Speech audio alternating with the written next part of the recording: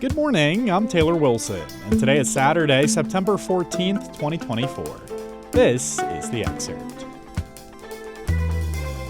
Today, how Trump has approached the days since Tuesday's debate, plus Boeing workers go on strike, and what's next for dropping mortgage rates.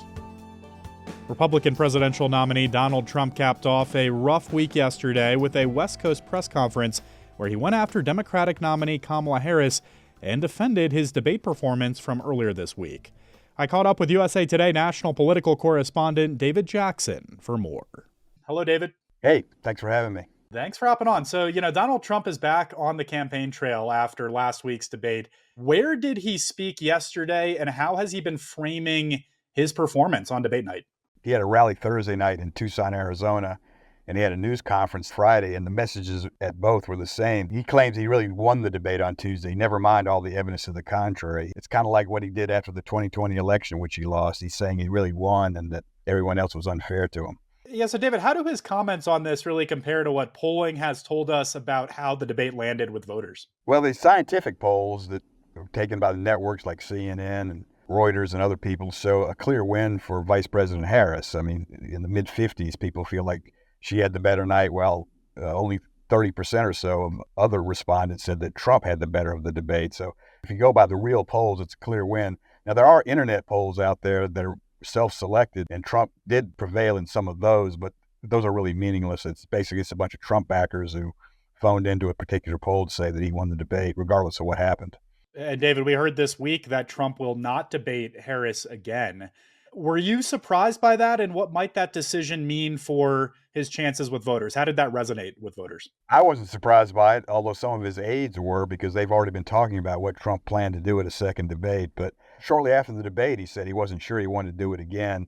And he's made this decision not to debate Harris again as part of his argument that he won the debate, because he says that only losers are the ones who ask for another debate. That's why Harris wants a second shot at him. He says he won the debate, so he doesn't need another one. Now, I should also add that there are several people in Trump world who believe that he may change his mind on this, so we could well see a second encounter between these two before November 5th.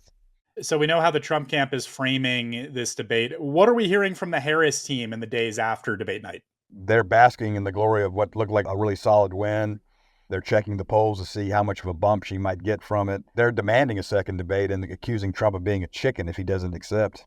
All right, we're heating up now in the calendar, David, mid-September. What's coming up next? We know we have a VP debate around the corner. What are you eyeing over the next few weeks as this election heats up?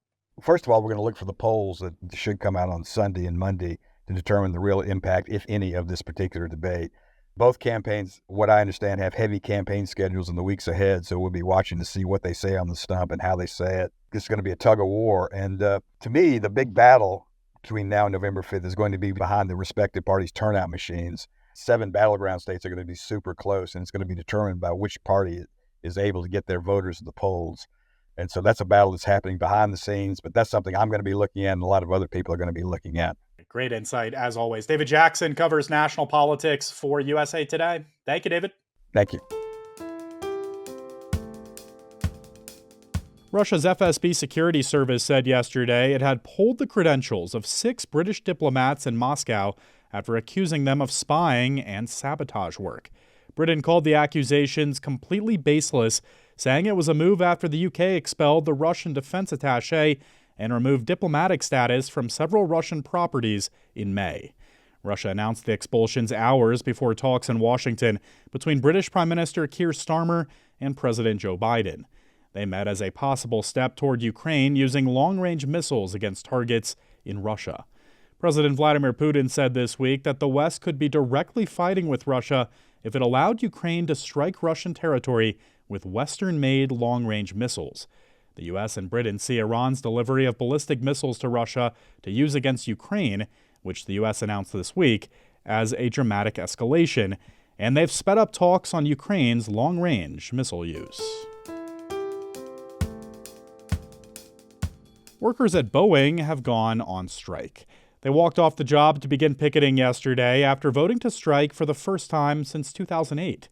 The overwhelming vote to reject a contract deal is expected to halt operations in the Seattle area, the hub of Boeing's commercial plane manufacturing, and to disrupt the company's supply chain, according to a Reuters report. The decision also comes as Boeing faces intense scrutiny from regulators and customers amid a series of crises and incidents in recent years, including deadly crashes. Tens of thousands of machinists voted Thursday to reject a proposed deal between the company and the International Association of Machinists and Aerospace Workers. Of the roughly 30,000 union members, 96% voted in favor of the strike, according to reports. Boeing's proposed deal included a pay rise of 25% over 4 years, which was far lower than the 40% workers had demanded. Mortgage rates have dropped significantly. I spoke with USA Today reporter Andrea Riccier about what that means for the housing market and how a Fed meeting next week might affect things. Andrea, thanks for hopping back on the Excerpt today. Sure. Thanks for having me. So would you just start by telling us about this wife and husband, Jorah Gleason and Zach Harmon, and their experience in this really unique housing market right now? Sure. So they were first-time buyers. They're very young. They're in their early 20s. She's a nurse and he works for the city. They both grew up in Spokane, Washington, still live there now, and have spent several months looking for a home. 5 or 6 months, they said, which sounds like a lot, but I've talked to people who've been looking even longer. They actually found a home, made an offer, and she told me that the home inspector walked in, took him 10 minutes, he turned around, walked right back and said, I would not spend one single dollar on this home. So they kept looking, and then they found something that they absolutely fell in love with. And they went to their realtor and said, we love this place. And he said, this is a tough market. You're going to have to get really serious if you want to make an offer and have it be accepted. And these two happened to get lucky because there was a little blip in the financial markets back in August, and it caused mortgage rates to come down. They've been working with a good lender who was on top of things. They managed to lock in a really low rate, and they got the house. So you mentioned those rates dropped about a month ago. Where do mortgage rates stand right now? The national average in the most recent week for the 30-year fixed rate mortgage, which is by far the most popular mortgage, was 6.2. This couple happened to get a 5% rate, which is like unheard of. Rates have been coming down all year, but 6.2 is the lowest in 18 months. Wow. So what's the expectation coming up next, Andrea? Will mortgage rates continue to drop kind of on the same trend?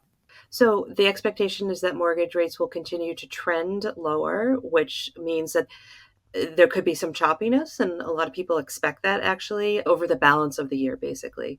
The Federal Reserve meets next week, and there's a lot of disagreement over whether they will cut rates 25 basis points or 50. And a lot of people think that that won't have an immediate impact on the mortgage market because, as I said, mortgage rates have been coming down for a while. And so people think that the Fed decision, whatever it is already sort of baked into what rates are right now. Well, as you say, we have this big Fed announcement coming up. What does all this mean really for the housing market writ large? And, you mentioned in the piece something called the lock-in effect. Would you just break that down, and might we see this get unlocked in the coming months and years? Exactly. So the lock-in effect refers to the fact that something like 3/4 of people have a rate under 5%, maybe even under 4%. Certainly people have been selling and moving, but really what we've seen is only if you absolutely need to relocate or something like that. And so the question becomes, what rate do mortgage rates have to fall to such that people who are just thinking of moving on decide to do it? And general consensus seems to be low 5% range is where that dam sort of bursts. What the thinking is that hopefully that's next spring. NASA astronauts Butch Wilmore and Sonny Williams admitted yesterday that their year did not turn out as they'd expected. When they headed to the International Space Station on board Starliner on a test flight in June, they thought they'd be returning home just 8 days later. Instead, they've adapted to what will now be an 8-month mission. The Boeing Starliner spacecraft that brought them to the station returned to Earth without them after NASA was unable to determine its reliability to bring them home safely. Both astronauts said they knew there was always a chance of something going wrong since they went to the station on a test flight, but they admitted it's tough leaving loved ones back home, as part of responses to reporters during a conference call yesterday. Sonny Williams is a space veteran, but that doesn't necessarily make it easier. There's folks on the ground who had some plans, right? Like my family, and so to spend some time with my mom, and I think I was fretting more about that. And Butch Wilmore said he'll miss much of his daughter's senior year of high school, but hopes the experience will help everyone grow. It is different, and they're going to learn from this, and they're going to grow from this, and like they never could have in any other situation. And for that, I am grateful. Amid bitter partisan divides, USA Today went searching for hope in America, visiting 6 small communities. What they all had in common, they're all named Hope. Listen to the excerpt tomorrow morning, beginning at 5 a.m. Eastern Time, to hear stories from across the country as my colleague Dana Taylor shares how voters are feeling as we enter the home stretch of this presidential election. Tomorrow marks the start of Hispanic Heritage Month, a celebration honoring the contributions and histories of millions of Americans. And thanks for listening to The Excerpt. You can get the podcast wherever you get your podcasts. And if you're on a smart speaker, just ask for The Excerpt. Dana Taylor will be in tomorrow, and I'll be back Monday with more of The Excerpt from USA Today.